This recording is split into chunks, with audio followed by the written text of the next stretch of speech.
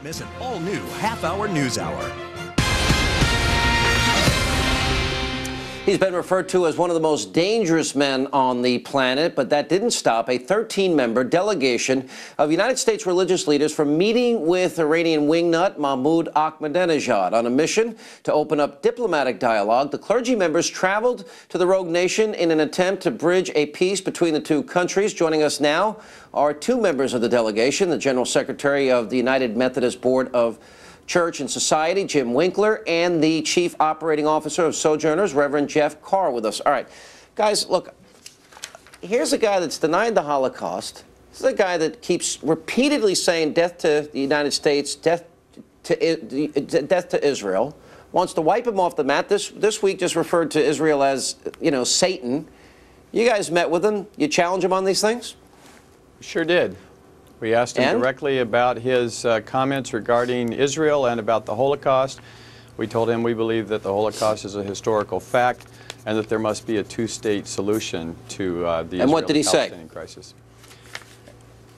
Jeff, do you want to take that? Yeah, what did he say? Well, he specifically didn't make reference to wiping Israel off the face of the map. We asked him that directly, but he did say something we thought was interesting, is that he believes the Israeli and the Palestinian conflict cannot be solved through military means, but only through political means. And we took that as do you actually believe him? I mean, we've got videotape. This guy denies the Holocaust. I mean, on every single level, he said all of these things, and now he wants to present a different face for you. With all due respect, and I don't mean any insult here, it sounds to me like he wants to use you, religious leaders, as propaganda tools. Well, Sean, I think it's important to remember that we went there to Iran to meet with a variety of people. We met with other religious leaders, Muslim clerics, we met with other members of the government. And I think it's a mistake for us to believe that the Iranian regime and the Iranian government is one monolithic government.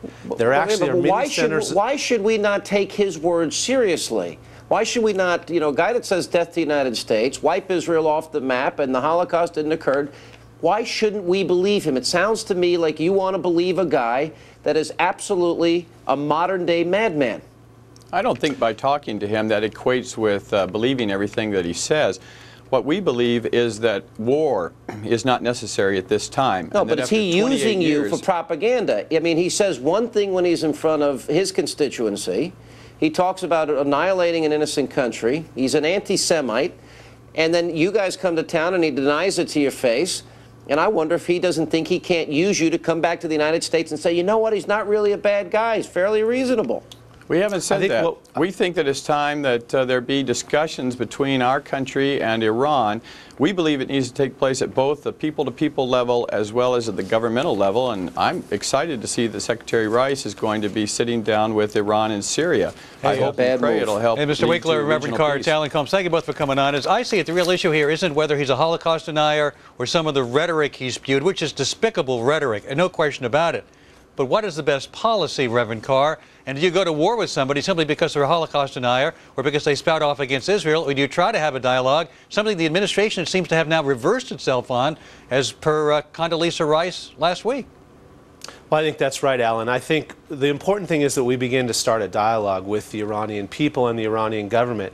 I think we may decide when we go to war, but you don't determine when a war will end, and I think Iraq has proven that.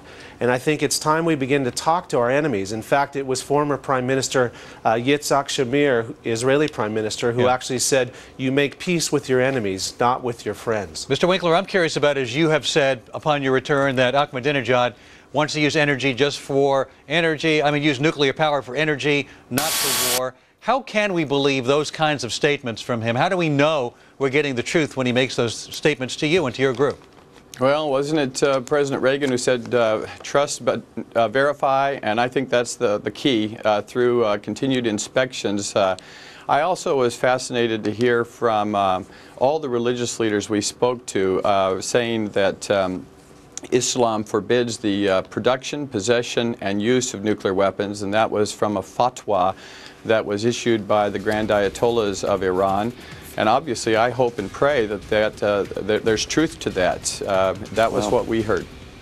Guys, if he stops providing weapons that are being used to kill Americans, when he stops threatening the annihilation of innocent countries, and he acknowledges the Holocaust, then maybe we can think about having a discussion. Not until then, in my mind. But anyway, thanks for being with us. Appreciate it. And coming up, it has been locked away for decades, but finally, tonight,